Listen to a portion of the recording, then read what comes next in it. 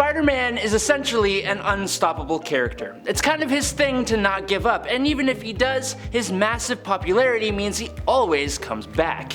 He's a hero's hero, but there are versions of himself that are literally unstoppable. I'm Adam Andrews, and today on Top 10 Nerd, it's the top 10 unstoppable alternate versions of Spider-Man. Number 10, Spider-Man Punisher. On Earth 71928, location of the What If Peter Parker Became the Punisher story, Peter's life remained pretty much the same as Earth 616 Peter, that is, until the night Uncle Ben's life was drawn to a close. Instead of following the classic story, Peter caught and dispatched the killer using the same weapon that took his uncle's life. Now Peter tried to avoid going full murderous Punisher at first, trying to go his normal route, but since criminals are criminals and they always come back, and he knows how much more permanent of a solution it is to just take them out, he went full force into that lifestyle. He carried the blam blam that took his Uncle Ben's life, as well as other weaponry with multiple different types of ammunition that allowed him to take down the Sinister Six with ease, and he was even able to save Gwen Stacy. Going by Punisher Spider, his suit also took a skull logo instead of the traditional spider logo due to the fact that the spider that gave him his powers was a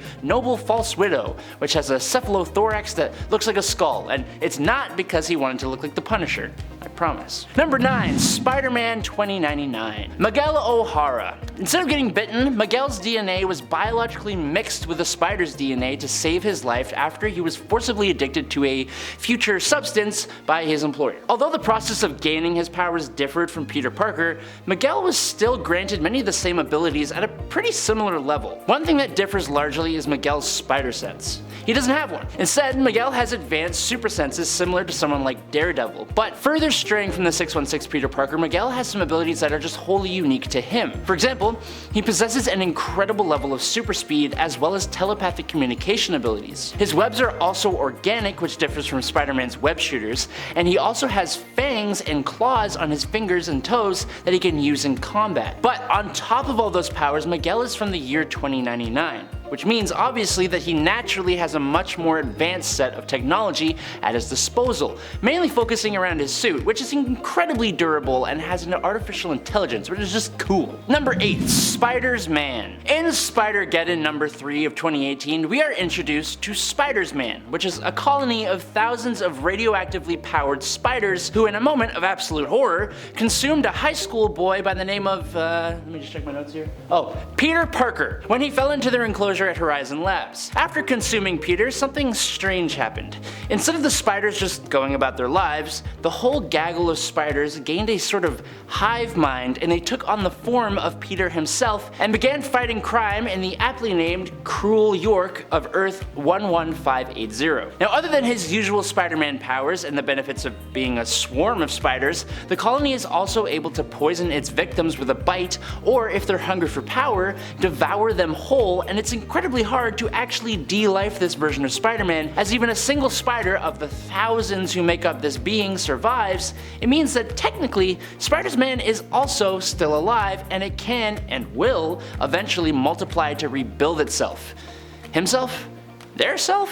One of those. You know what I'm saying. Number 7. Poison. One never truly forgets their first love. And that's apparently true for formless, tar-like, brain-eating aliens too. Ever since the first time Venom and Spider-Man bonded together, that pesky symbiote would continuously try to merge with Peter Parker, but he would only get about halfway before Peter could repel him. Now, what happens if Venom finally gets what he wants? In the What If Spider-Man the Other story, we get to find out. After Peter is semi-defeated by Morlun and cocoons himself under Brooklyn Bridge, he's offered the chance to be resurrected by the Spider God. But instead of allowing this like he does in the normal continuity, Peter refuses and is instead stuck inside of his cocoon like half alive. Now you cut to Venom, who, being Spider-Man's crazy ex-girlfriend, senses the vulnerability of his soulmate and completely ditches his current host, Mac Gargan, and he goes to intercept Peter's body. And after months and months of struggling inside the cocoon, monstrously breaking down Peter Parker, Venom fully bonds to Peter. Now, the pair are truly one, which is something Venom always wanted, with all the fully realized powers that come with being a symbiote, which include being able to replicate itself and host more than one body. He can also produce stingers that are strong enough to pierce Luke Cage's skin, which is insane, and the newly dubbed being known as Poison was even able to resurrect Gwen Stacy in a form that seems to take after Venom's offspring Carnage, although I'm not too sure about that one. Number 6. The Amazing Spider. It appears that Uncle Ben leaving this plane of existence is actually a really good thing. Hear me out. See, on Earth 11638, Uncle Ben never loses his life, and instead, he helps train Peter Parker with his new Spider-Man powers, and eventually even helps him to form Parker Industries. Now things aren't all hunky-dory though, as you can probably guess. Peter and Uncle Ben end up building a machine that allows Peter to lure alternate versions of himself to this reality where he absorbs their powers to increase his own, making him the most powerful hero on the Earth and eliminating the need for any other superhero. See, that did take a very dark turn. But when he tried to do this to the Spider-Man from Earth 616, this powerful version of Peter loses his life and his soul is sent to Hell, where, with the assistance of the Infernal Hulk, he is fused with the spirit of vengeance, becoming the Ghost Spider. Now it's not the Gwen Stacy Ghost Spider, but a Ghost Rider Spider, which is just fun to say, and that's what I'm gonna go with. Ghost Rider, for any who don't know, is insanely powerful. He has been called in to deal with the Hulk and has even gone toe-to-toe with Galactus. So this Spider-Man Ghost Rider, or Spider Ghost Rider, which I said I was gonna call him, I'm getting mixed up with words now, is no joke. He's no joke at all. Plus, he looks really cool. Number 5. Phoenix Force Spider-Man. Okay, so this is a slightly more confusing pick for this list. Most fans of Marvel Comics know that the Phoenix Force is an incredibly powerful entity within the universe, essentially the embodiment of life itself. Many characters have played the role of hosts for the Phoenix Force, and not always with the best outcomes. But Spider-Man wielding the immense power of the Phoenix Force first appeared in a comic in Spider-Man number 25 in 1990. Now unfortunately though, this was later revealed to just be an illusion. But since it was so incredibly awesome to see, it inspired another appearance. However, this time it was taken by a video game. Spider-Man 2 Enter Electro, which actually saw Peter Parker wielding the Phoenix Force with real Phoenix Force powers. It's not comic books, but it happened, so it's kinda cool. Number 4. Cosmic Spider-Man. There was a point in time when Peter Parker of Earth 616 absorbed the Enigma Force and became the most powerful version of Spider-Man we have ever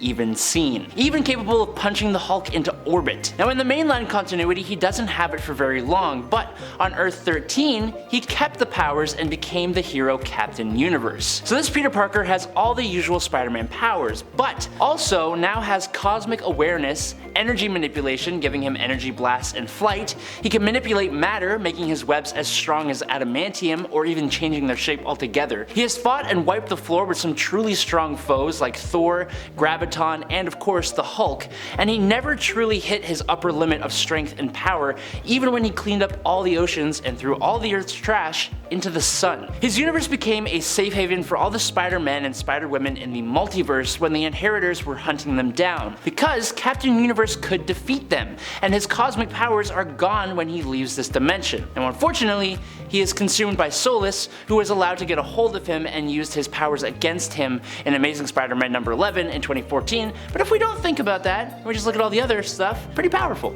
Pretty unstoppable. Number 3. Cosmic Comic Spider-Man. Now look, I've talked about this version of Spider-Man a few times, and I'm sorry if it's getting old, but nah, it's cool. The comic he appears in is actually just a guide on how to read comic books, and through the course of the story, it basically becomes a love letter to comic books themselves. It's really good if you love comic books, you should definitely check it out. In How to Read Comics the Marvel Way, issues 1 to 4, the comic itself becomes a character, and it starts off trying to teach the reader how exactly to read comics. The comic follows Spider-Man in a conflict with Mysterio, who found the Cosmic Comic, the same one speaking to us, in the basement of the Natural History Museum. It allowed Mysterio to freeze Spider-Man in time in a comic panel, turn inanimate objects to life, and increase his size. Now after causing more problems by tearing the comic book in half, Peter Parker eventually learns that he himself is a comic book character. He can see all of time laid out as a comic panel. He trapped Mysterio in an airline passenger safety card, which is essentially a comic book if you think about it, and then he pulled him out of that comic. He created comic book shops to combat the dip in popularity of comics themselves, and he even breaks the fourth wall and begins to talk to the reader. Essentially,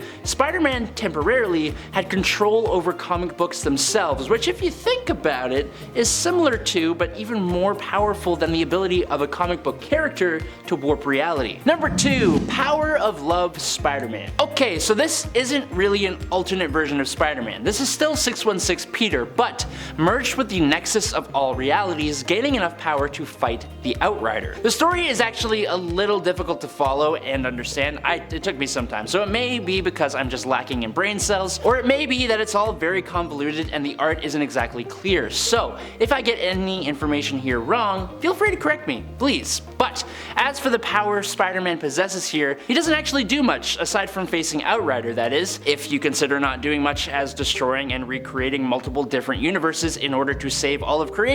So he does a lot. And that sentence alone does kind of speak volumes about the power that Spider-Man possessed for a little while. The story is in Peter Parker's Spider-Man Annual #1, and you should definitely check it out so that you can figure out everything I just said, because I think I messed it up. Number 1, Beyonder Spider-Man. For this point, we are talking about regular old Peter Parker from Spider-Man and Secret Wars #4, when he temporarily gains the powers of the Beyonder. Now before Dr. Doom was granted the Beyonder's powers in Secret War, the Beyonder power actually went to 2 others. Once the power left the Beyonder himself, it actually went straight to Wolverine, who absolutely could not handle the power at all, so he almost immediately bestowed it onto Spider-Man. With this power, Spider-Man turns Doc Ock into plants, he obliterates a big group of villains, easily rips apart Ultron, literally stomps on the Molecule Man, and defeats Galactus with his fists. He brings a city from the 32nd century into the modern day, creating a new Parker City. He saves Uncle Ben on like 3 separate occasions, just bringing him back to life, like through reality. But then we learn that all this happened in like 1/100000th of a second before Dr. Doom took the power back for himself, which is the way it ended up being and was supposed to be the whole way. But that's all she wrote. Thanks so much for making it all the way to the end of this video. I'm your host, Adam Andrews. This is Top 10 Nerd. I'll catch you nerds on the flippy flop, and stay chill and peace out, nerds.